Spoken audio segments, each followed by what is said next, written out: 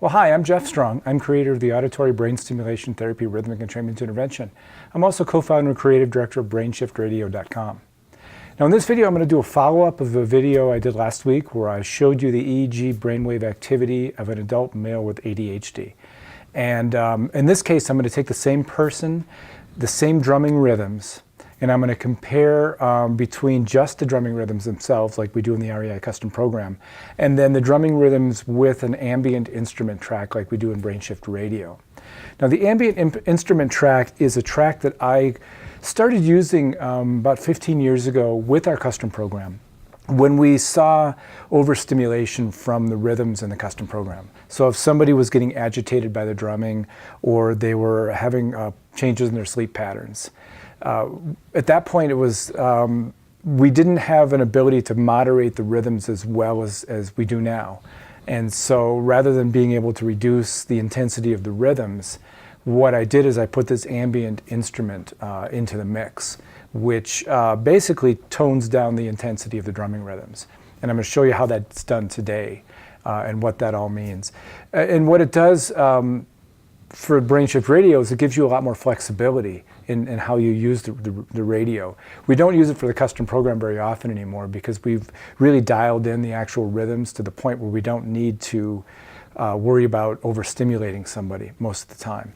And as well, you'll see here that using the ambient track does limit a little bit of what we can do with the progressive stimulation. What I showed you last week with regards to what was happening with gamma activity. And I'll show you that today. So the ambient instrument track is simply a kind of a soundscape that I create using synthesizers, and just to create a bed of sound in the background to give your conscious mind something to attach to make the deciphering of the rhythms less the focal point. And so that's the goal of the ambient track. And with Brain Shift Radio, if you're using our full functioning player, you can mix the balance of the rhythm to the ambient. And what we find is a lot of newbies to Brain Shift Radio find the drumming itself kind of disconcerting. And so what they want to do is they want to tone it down a little bit. Bringing that ambient instrument into the mix gives them something to listen to. It also helps moderate the intensity of the drumming. And then as people get more comfortable, what we find people doing is just taking the ambient out of the mix, bringing more of that rhythm up, and then being able to get much more of the brain stimulation, progressive stimulation end of things. So well, let's go through this a little bit here. There's several things I want to show you. The first thing I want to show you is entrainment. Entrainment happens regardless of whether or not the ambient is there.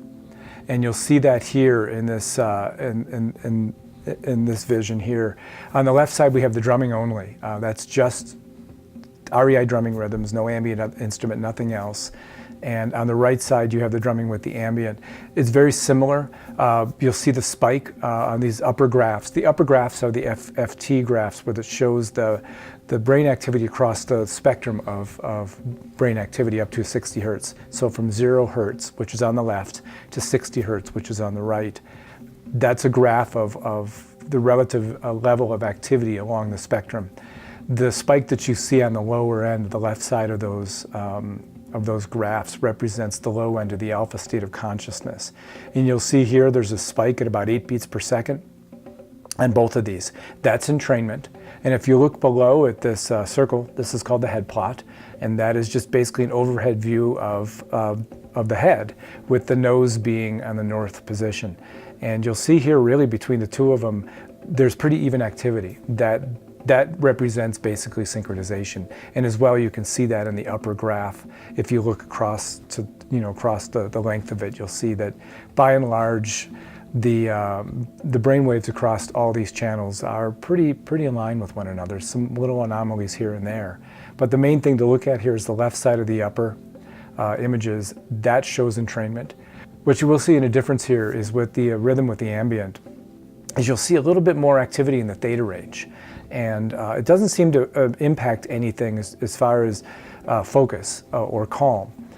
And just to show that even though we do have that little spike going on in theta on the rhythm with the ambient, you'll notice that with our focusing widget. This is the bottom that you'll see here on both of these images.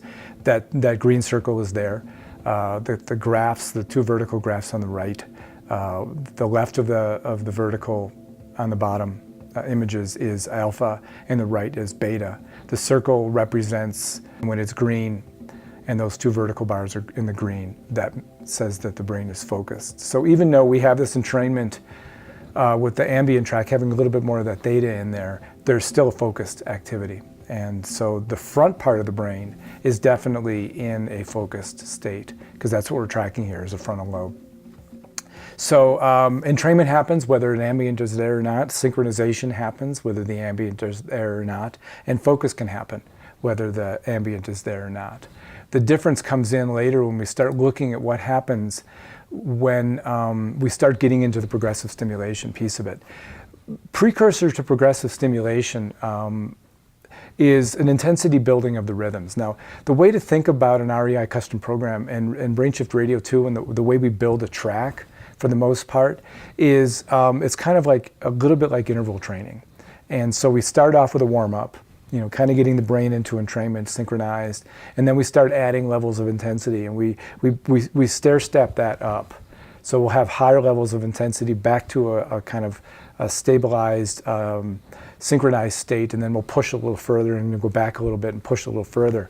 And so a little further along into a person's listening, we have still entrainment happening, but you're going to see here with the drumming only, you'll start seeing a divergence a little bit in the middle of this upper graph, anywhere from 12, basically in beta and gamma, you start seeing a divergence of brain activity. And you can see that pretty clearly here. There's a lot more, kind of a wider spread of the channels across the drumming without the ambient versus the drumming with the ambient. Those brain waves, for the most part, are staying really close together. They're staying much more synchronized. And that's the ambient track helping that happen as we start building the stimulation. And then as we get further into it and we start looking at the progressive stimulation going another level, you'll see that the drumming only, the entrainment starts slipping out. You'll see entrainment dropping. We're less concerned at this point about keeping the brain entrained to the low alpha. Now we want to stimulate it. We want to basically encourage neuroplasticity, the changing of the brain, by changing the level of activity throughout the brain, making the brain work in different areas. You start seeing this here. The left side, the drumming only, you have a broader amount of activity across the spectrum as far as the brain waves go. You'll see on the bottom, the head plat, you'll start seeing some different colors happening. That's basically in response to the intensity and the decipherability of the rhythms themselves. And then you'll start seeing a spike here on the right, up on the 50 to 60 hertz range. Now that's gamma, and that's the brain working to decipher these patterns. On the right, the REI drumming with the ambient, you'll see entrainment is still there, synchronization is still there, and there is no change on the high end of gamma end of things. And the little spike you do have there, you'll notice all those brain waves are together. There isn't a divergence like you see with the drumming only. So basically what that's saying is progressive stimulation, that stimulating, deciphering aspect of the intensity of the REI drumming is not happening at this point, because we want to moderate it. We want to keep from overstimulating the brain, and the way to do that is to tamp that down with the ambient. Now further in, you'll just see more of this. You'll see just the spiking of activity with the REI drumming only on the gamma level. The gamma keeps raising up, changes in colors are happening because the brain is working to figure things out. Whereas with the ambient, it stays pretty steady. Now keep in mind that these are exactly the same drumming rhythms at the exact same point in the process. And let me play that for you. You can kind of hear what it sounds like. So here's the drumming only here.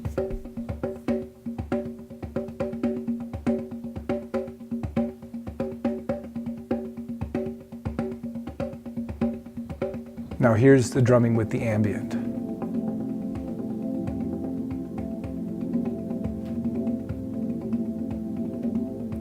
You'll see that the ambient really does kind of tone down the intensity of just listening to the drumming. So I hope this makes sense to you. This basically is really clear that, you know, the ambient moderates the intensity of the drumming. It keeps us from really being able to get that gamma activity that we need in order to kind of change the brain. But it does allow for a really solid synchronization and entrainment. And so as you use BrainShift Radio, if you haven't yet, please sign up. We have free trials.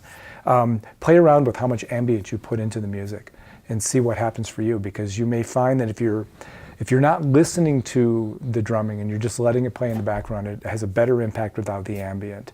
But you'll also find that if you want to be listening, the ambient is going to make it a little bit more comfortable for you. So I hope you enjoy the video. In the next video, I'm going to go into the next one of these videos. I'm going to show you 16 channels. I know that this is 8 channels. I've had some emails from people saying, you know, why aren't you showing more activity? And the reason for that is because we're midway into a process of taking tremendous amounts of data about what's happening in people's brains and trying to bring it down to the point where we can predict what to do with BrainShift Radio music using a device that only has 2, 3, or 4 channels. Because we want to have a device that's really accessible, that doesn't require any hassle to put on, and that's inexpensive, that will be able to drive the music of BrainShift Radio. That's the goal here for our BCI. It's a brain-computer interface. We're going to use it for BrainShift Radio and the custom program. And so part of the process is to take 16 channels of data, try to understand what's going on there, look at 8 channels of data, try to understand the differences in what's going on there, and then bring it back down to 4. That'll be the next step we'll be doing later on this spring.